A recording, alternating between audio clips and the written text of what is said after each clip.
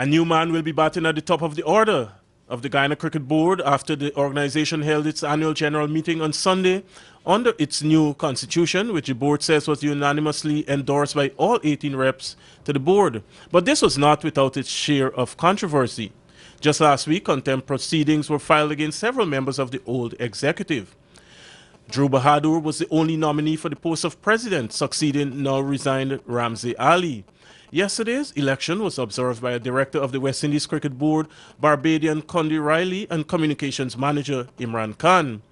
Drew Bahadur says he intends to work with all the country boards as the new executive will be focusing on returning to normalcy Guyana's cricket. Well, one of the first mandate I'd like to get together is firstly to have all the boards coming together so that we could work together with one common program, and that's getting Guyana cricket to where it belongs. Anand Sanasi, who was re-elected as the secretary, said the impasse between the last board and the government had some adverse effects on the operations of the Guyana Cricket Board. He said with a new executive, recognized by the West Indies Cricket Board and the International Cricket Council, the ICC, he expects now that there will be no more politics in Guyana's cricket. I do not think the West Indies Cricket Board will continuously take excuses or go on like they are. They're going to make some strong decisions. And we stand to lose more or even greater coming up. So we need to get these things done. We need to get the act together. The other thing is the negotiations that are ongoing with various international, that's the licensee for the Caribbean Premier League. There are certain requirements, contractual, that involves the government, tourism sector, and the provision of the stadium, a clean stadium, and all of that.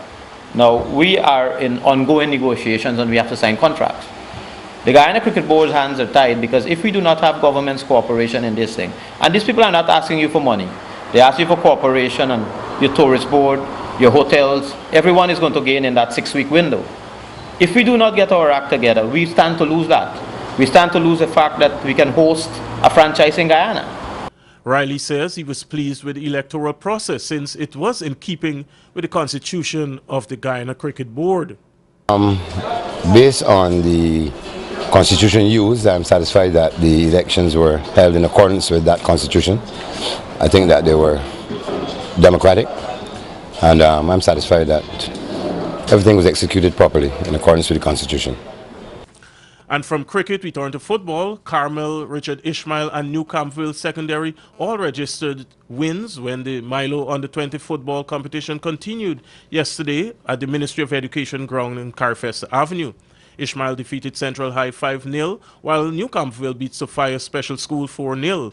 In the curtain raiser, Carmel registered a 2-1 win over Chase Academy. Organizer Marlon Cole said the tournament was already achieving its objectives.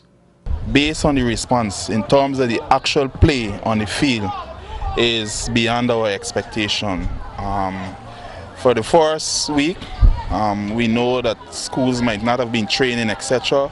But by the second week, we noticed that the level of play has been improved significantly. There are over $200,000 in prizes up for grabs in the tournament.